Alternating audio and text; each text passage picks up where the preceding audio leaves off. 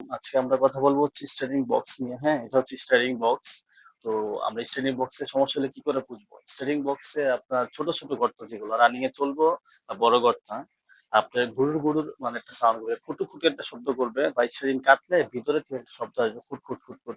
মানে cat, cat, cat একটা শব্দ আসবে। তো তখন আমরা বুঝবো স্টার্টিং বক্সের সমস্যা।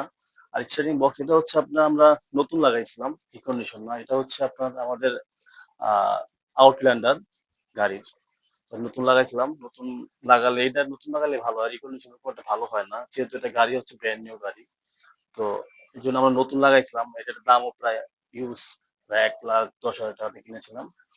তো আপনার এটা হচ্ছে নতুন লাগালেই ভালো হবে। রিকন্ডিশন ভালো হবে না। কারণ এটার মাল এরকম এভেইলেবল রিকন্ডিশন আসে নাই। নতুন লাগাবেন।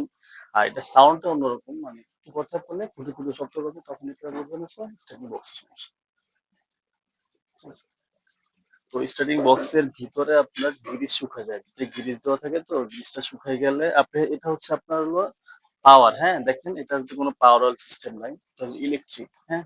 এটার ভিতরে যেটা গ্রিজ দিয়ে ওরা ফিটিং করে। ওই গ্রিজটা শুকায় গেলেই কোনো সমস্যা হয়। এটা কোনো আপনার পাওয়ার অয়েলের কোনো নাই, শুধু ইলেকট্রিক্যাল। এজন্য আপনার এটা ওরকম কাজ করার কোনো উপায় নেই, হ্যাঁ? এটা চেঞ্জ করতে হবে এই কারণে। আর হচ্ছে আপনার এই যে ইয়াগুলা আপনার কোনো দেখেন এগুলা ভালো আছে। কিন্তু সমস্যা হইতেছে আমার স্টারিং বক্স, হ্যাঁ? এগুলা কোনো গজে না। ন্যাকেল, টায়োডন এগুলো ঠিক আছে। ফুট কভারও ঠিক আছে। কিন্তু এটার ভিতরে যে মেকানিক্যাল ভিতরগুলা নষ্ট হয়ে গেছে, হ্যাঁ? এই কারণে মূলত এটা সাউন্ডটা হচ্ছে। আর সাউন্ডটা খুব বাজে দেখায় বলে আমরা চেঞ্জ করে ফেলছি। তো এই হচ্ছে স্টারিং বক্সের সমস্যা। আসসালামু আলাইকুম।